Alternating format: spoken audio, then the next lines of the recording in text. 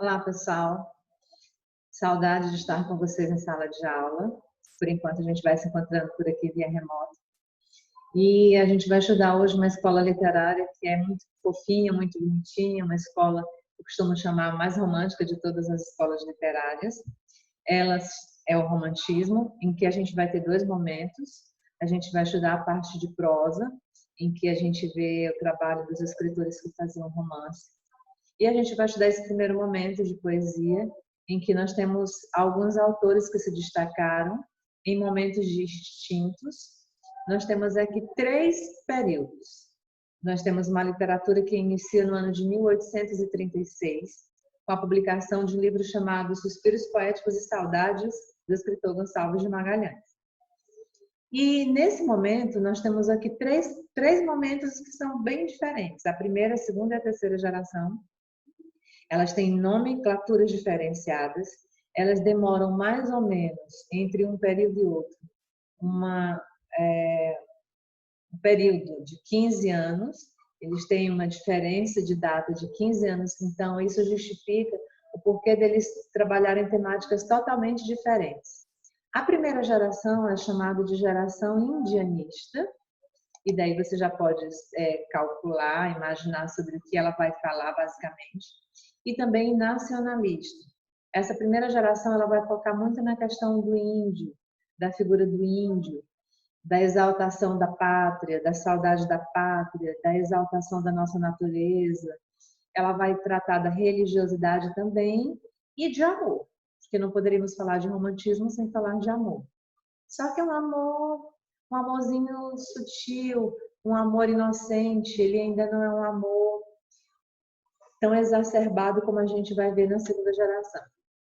Então, essa geração ela se caracteriza fundamentalmente por essas quatro características: a saudade da pátria, o indígena, a exaltação à pátria e à natureza e a religiosidade. Também a impossibilidade do amor. Nós temos aqui dois autores, eu costumo dizer os Gonçalves, né? O Gonçalves de Magalhães, que não teve grande importância, grande notoriedade. A sua importância foi basicamente porque ele fez o poema que marca o início do romantismo no Brasil. Ele tem maior valor histórico do que literário, com a sua obra Confederação dos Tamoios.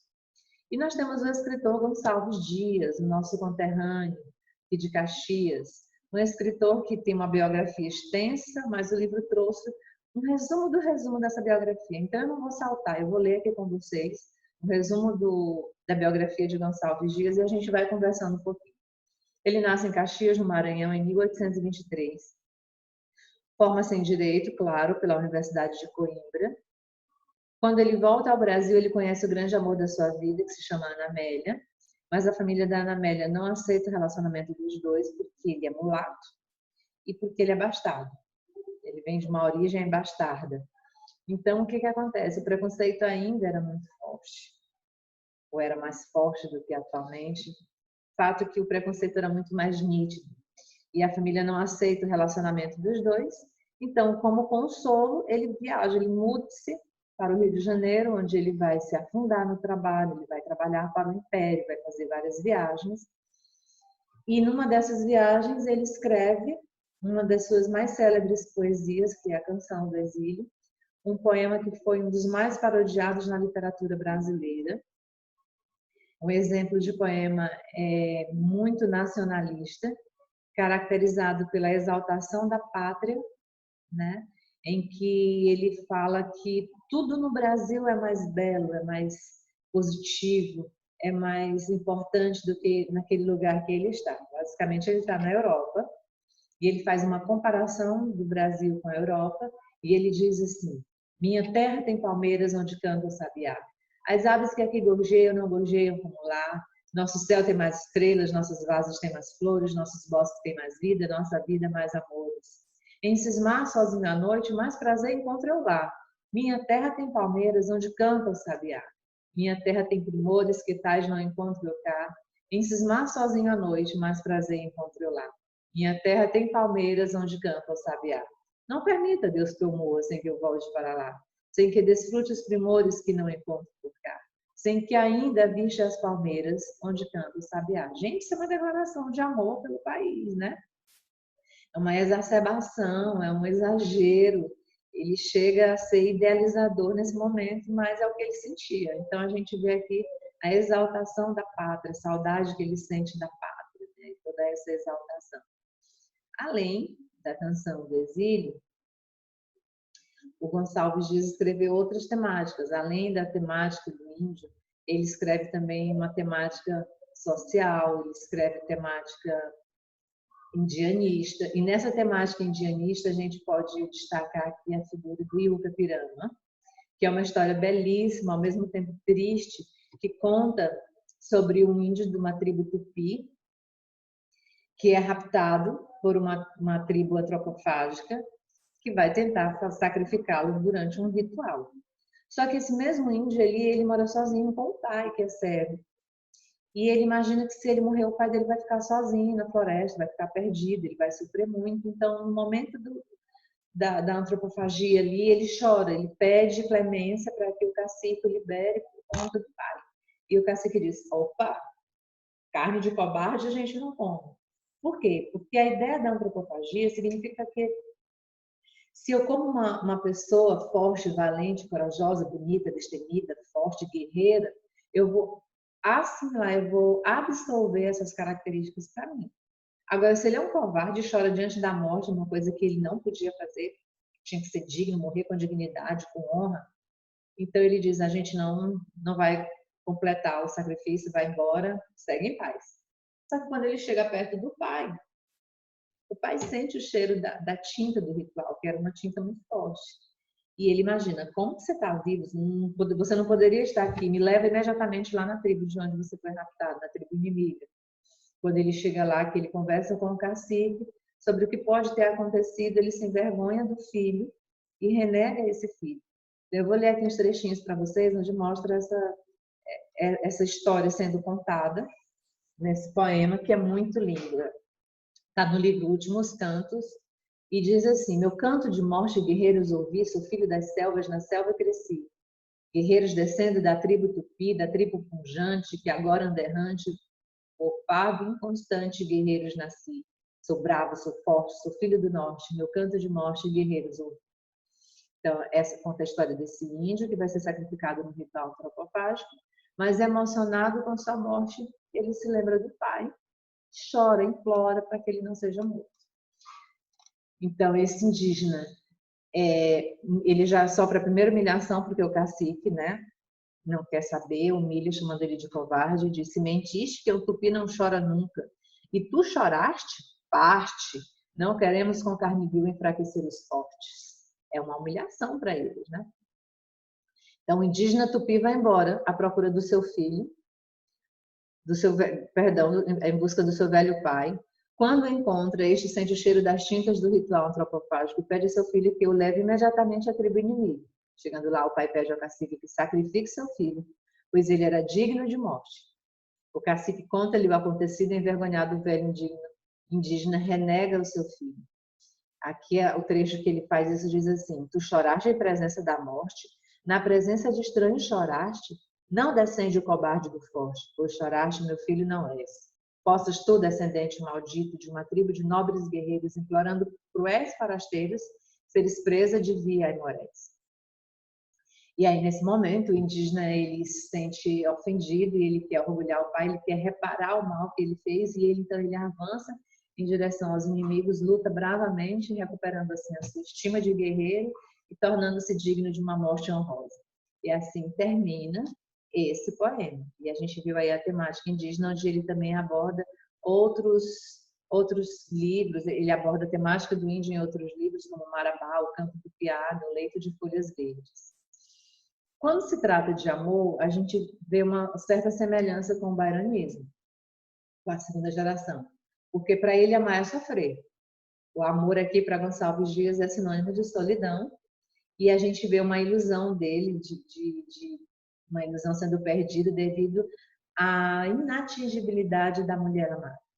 Essa mulher inacessível, porque ele só queria a Ana Amélia, né? E a Ana Amélia já tinha sido negada pela família, e era impossível. Então, lá na Europa ainda, ele escreve um poema em que ele imagina ter visto ela, e ele desejava que nesse momento ela se jogasse em seus braços e matasse um pouco da saudade e de todo o sofrimento que ele havia sentido por ela, só que ela não reage.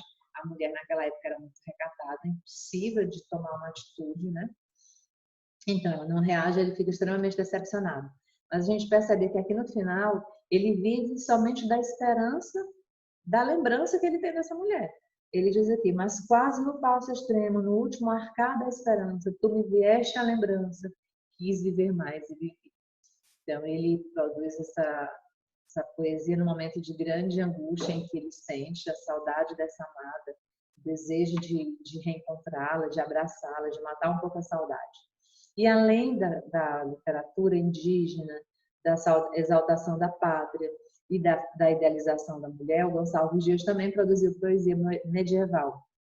O nome dessa obra se chama Cestilhas do Frei Antão, tá aqui, Cestilha do Frei Antão, que demonstra grande domínio da linguagem, mas que também não teve muita aceitação do público, que era algo totalmente diferente do que as leituras buscavam naquela época. Teve maior aceitação somente no meio intelectualizado, até porque era uma obra difícil de ser entendida. A segunda geração, gente, ela recebe pelo menos quatro nomes. É a geração byroniana, por conta da influência do escritor Lord Byron sobre esses escritores. Ultra-romântica, pela exacerbação, pelo exagero dos sentimentos. Mal do século e gótica. Todas elas têm um porquê, né? Byroniana por conta de Lord Byron, ultra-romântica por conta da exaltação. Mal do século, devido à coincidência de que todos os escritores morriam muito cedo e todos eles vítimas da tuberculose. E gótica pelo jeito como eles se vestiam, como os escritores se vestiam, como eles se apresentavam para a sociedade, né? Com aquela figura transfigurada, sofrida, relaxada. Então, nós temos quase que total abandono aqui da temática do nacionalismo e do indianismo, e o escritor ele volta somente para si, para as questões individuais. Ele vai voltar a falar sobre a melancolia que ele sente em relação ao desespero de não ter a mulher amada. É uma poesia totalmente egocêntrica. E nós temos quatro representantes aqui: Álvaro de Azevedo e Casimiro de Abreu, que são os principais, Fagundes Varela e Junqueira Freire. O Álvaro de Azevedo é um escritor que nasceu em São Paulo, também filho de uma família abastada, fez faculdade de Direito como a maioria, teve sintomas de tuberculose e por conta dessa tuberculose ele foi se tratar na fazenda do tio. Só que lá na fazenda ele sofre um acidente de cavalo, afeta a região da ilíaca e ele precisa ser operado, só que naquela época ainda não tem anestesia. E ele precisa suportar, e ele faz isso, ele suporta a dor da cirurgia sem anestesia. Algum tempo depois, já sofrendo da tísica, né, que é uma febre, ele veio a morrer no mesmo ano, vítima também da tuberculose, e por conta de toda essa cirurgia, talvez mal sucedida, né, por conta desse sofrimento todo que ele tenha cometido a vida dele por conta de não ter anestesia, né? Enfim, essa minha biografia é bem superficial, porque a biografia do Álvaro de Azevedo também, como a do Gonçalves Dias, é uma biografia muito extensa. Em relação às características, a gente pode dizer que a poesia dele representa a típica poesia do mal do século. Por quê? Porque ele tem uma preferência por temática em relação à morte. A morte permeia todos os outros temas. Ele fala de amor impossível, do tédio da vida. Ele trata esse tédio com certa ironia. A gente fala com humor, mas não é aquele humor de dar gargalhada. É um humor irônico. O tema favorito dele é a morte. Enquanto que os outros poetas, eles temiam a morte, eles acreditavam que a morte era algo dolorido, que era o fim de tudo. Para Álvares de Azevedo era a solução para todos os seus problemas. Para ele, o triste era estar vivo. Ele não acreditava nessa coisa de término, de fim, de nunca mais. Ele achava que o amor era a solução para todos os seus problemas. Ele era um jovem meio problemático. E nesse Lembrança de Morrer, ele escreve assim: quando em meu peito rebentasse a fibra que o espírito enlaça do vivente, não derramem por mim nenhuma lágrima em falta da dente. Porque para ele morrer não era tristeza, pelo contrário. Era a solução para todo o tédio que ele tinha da existência, da vida. O tema do amor caracteriza-se por apresentar sempre uma mulher inatingível. Essa mulher que ele cria é uma mulher intocável. uma mulher que ou é pura demais e não pode ser maculada por qualquer pessoa, ou ela é uma mulher impura, a qual ele não se sujaria tocando. Então, ele cria uma defesa. Talvez por ser muito novo, por ser muito experiente, ele cria uma mulher que está sempre distante. O que Mário de Andrade define? Como Mário de Andrade define Álvaro de Azevedo? Primorosamente, o sentimento dialético revela nas poesias amorosas de Álvaro de Azevedo a relação de amor e medo, como se ele tivesse medo de um relacionamento. A poesia do tédio ela é explicada porque ele era um intelectual, um jovem intelectual que lia muitos livros, principalmente livros europeus, de escritores europeus. E nesses livros ele via uma vida dinâmica, efervescente, uma vida agitada, cheia de balada, bebedeira, orgia, droga. E ele queria viver isso, só que ele era de uma cidade provinciana, de São Paulo, uma cidade recatada em que não tinha nada disso. Então ele se via entediado, sem ter aqueles entretenimentos que ele gostaria de ter, onde ele via nos livros. Então ele desejava viver a vida dos livros. Ele era um utópico, um idealizador. E a questão do humor é um humor irônico, em que a gente vê uma auto-ironia da própria vida dele. Ele ironiza a própria vida. E aqui no trechinho desse ela, dá pra gente ter uma noção, uma noçãozinha do que ele quis dizer. Ele diz assim: é ela, murmurei tremendo, e o eco ao longe murmurou, é ela. Eu a vi, minha fada aérea e pura, a minha lavadeira na janela. Lá embaixo termina dizendo, é ela, repeti tremendo, mas cantou nesse instante uma coruja, abriciosa a página secreta. Oh, meu Deus, era um rol de roupa suja. Ele ironiza a vida dele como sendo banal. Nossa, o que ele tem para fazer? Ele não tem droga, ele não tem bebedeira, ele não tem balada, ele não tem amado, porque ele tem um cesto de roupa suja. É sobre o que ele vai escrever. Então, ele ironiza a própria existência. Bom, o nosso outro escritor é o Álvaro Casimiro de Abreu. Casimiro de Abreu é do Rio de Janeiro, filho de comerciantes. Ele escreve uma poesia totalmente diferente de Álvaro de Azevedo. A sua obra Primaveras, ela tem uma aceitação imediata porque ela é uma poesia diurna, uma poesia simples, uma poesia que fala de jardins, de flores. Ela é inocente, ela é leve, ela é gostosa de ser lida. Eu tenho os amores, quem é que não os tinha nos tempos antigos? Amar não faz mal. As almas que sentem paixão como a minha, que digam que falem em regra geral. Então, é uma poesia bem simples, fala de amor impossível, fala de saudade. Tem Meus 8 Anos, que é uma poesia que fala da saudade da infância. Oh, que saudade que eu tenho da aurora da minha vida, da minha infância querida que os anos não trazem mais. Que amor, que sonho, que flores naquelas tardes fagueiras, a sombra das bananeiras debaixo dos laranjais. Então, a gente tem aí o Casimiro de Abreu, finalizando a poesia da segunda geração, e a gente vai ver na terceira geração dois grandes escritores. Essa terceira geração é uma geração que sofre influência de Vitor Hugo, é a geração do engajamento social, das questões sociais, daquilo que a gente chama de poesia útil ou utilitária. Por quê? Porque o foco aqui é a desigualdade social, e eles vão focar basicamente na questão do ideário de liberdade para a destituição das mazelas sociais. E a gente tem dois escritores que fazem isso muito bem. Um é conhecido como poeta dos escravos, nosso querido Castro Alves, um escritor baiano, que se forma no Colégio Abílio, já lá no Recife. Ele se prepara para ingressar na faculdade de Direito também. E tem uma curiosidade na biografia do Castro Alves. Ele se apaixona pela Eugênia Câmara, uma atriz de teatro. Ele vai ter um caso com ela aos 19 anos e passa a viajar com ela para a apresentação dessa peça chamada Gonzaga. Só que, em determinado momento, ele sofre uma grande decepção porque ele é abandonado pela atriz. Isolado, triste, ele vai procurar um entretenimento e ele vai praticar tiro. Só que numa dessas práticas ele erra o alvo e acerta o pé, o qual tem que ser amputado, lembrando, sem anestesia. Não tinha anestesia na época também. Então, em pouco mais de um ano, com a saúde debilitada, vitimado da tuberculose, ele vem a falecer também. Em relação à obra dele, a gente pode dividir em dois momentos: a poesia social, em que ele vai abordar a questão do eu focado para o mundo agora, não do eu mais egocêntrico, individualista, mas ele vai falar de denúncia e de combate. E aqui ele vai abraçar a causa abolicionista. Um exemplo está no livro Navio Negreiro, em que ele aborda essa temática muito fortemente. Ele diz assim no verso 4, na estrofe 4, era um sonho dantesco o tombadilho, que das luzernas vermelha o brilho, em sangue a se banhar, tine de ferros, estalar de açoite, legiões de homens negros como a noite, horrendos a dançar. É um poema belíssimo em que ele vai exaltar a figura do escravo, do negro.